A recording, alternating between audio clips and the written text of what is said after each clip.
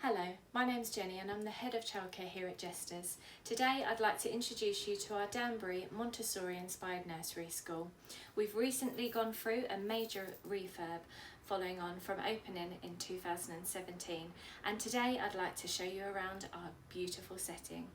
First of all, when you first enter the setting, you come to our office where you can meet with Charlotte, our nursery school manager, at any time. We are open 8 till 5 all year round, only closing on Christmas Eve and in between Christmas and New Year and bank holidays. Then you come into our first classroom. This classroom is specifically for them to master their practical life as needed. So we've got different activities here to encourage them to learn how to dress and undress themselves. There's activities available, resources available for the children to help to clean and take care of the environment. So before and after meal times, they'll be given roles to help clean the tables and chairs, sweep as necessary. Then once they finish their meal time, they will then be able to come over to our self-care station, have a look in the mirror and see if perhaps they need to clean their faces or their nose and take care of themselves that way. They will also be helping to serve their own meals. So the children have breakfast, morning snack, lunch and dessert, afternoon snack, tea and dessert all throughout the day. They eat normally between 2 hours in between.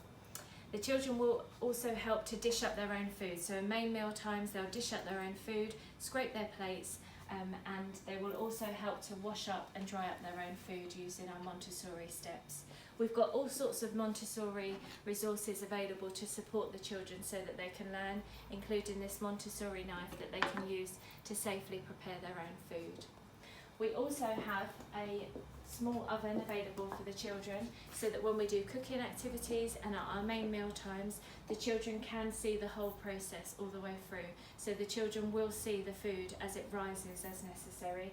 They'll also understand that cookers are hot and they must not go near it without an adult, and they will also learn about food safety as we take temperatures of the food as necessary.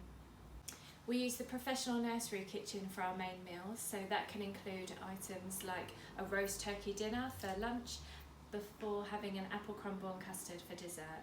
Some of the lighter meals include fajitas and pasta with yoghurt for dessert, but it's all on a 3-week rota which is given to you well in advance to your child starting with us. So that's what happens in our practical life room. We then have our main classroom here.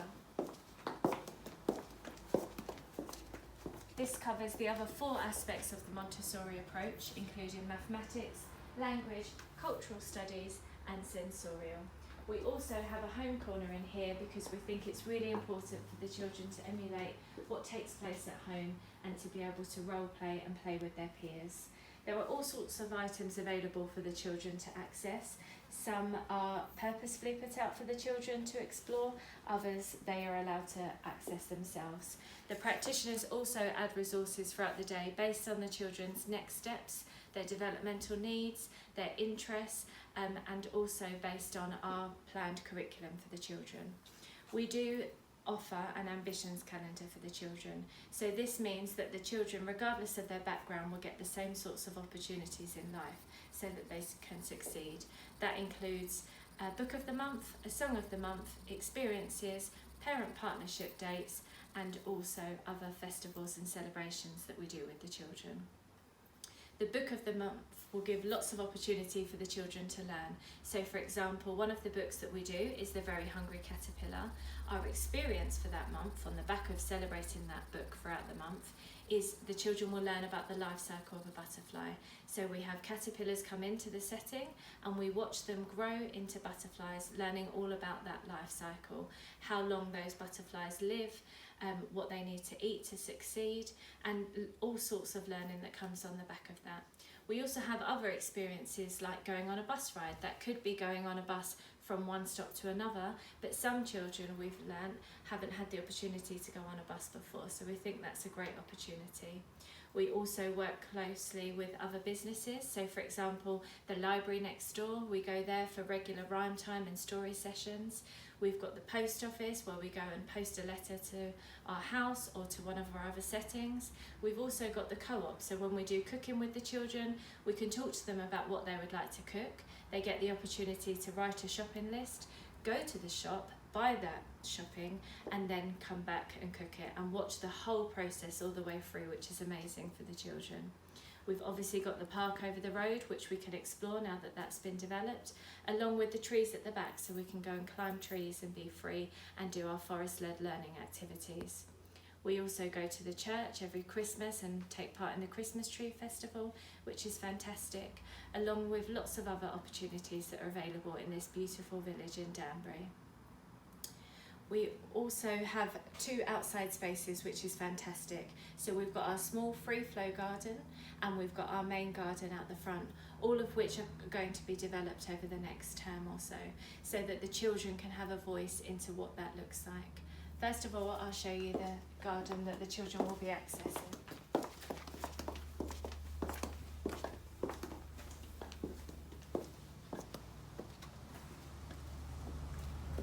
So here we have our vegetable patch so that the children can grow their own produce and understand where their food comes from and the importance of being sustainable going forward. We have our lookout tower so the children can sit here and share a story with their friends, have a little cosy place for the 2 of them to talk, and they can get out of the sun if they need some shade. They can just look at what's happening around them, which is really lovely. We also have a sand picnic table here so that they can enjoy that messy play, and lots of other purposeful activities that have been put out for the children. So over here you'll see something as simple as this. We've got a spider's web and a spider in it. We do leave those there for the children, and then we can put out purposeful activities for the children. So for example here they can look at the life cycle of a spider.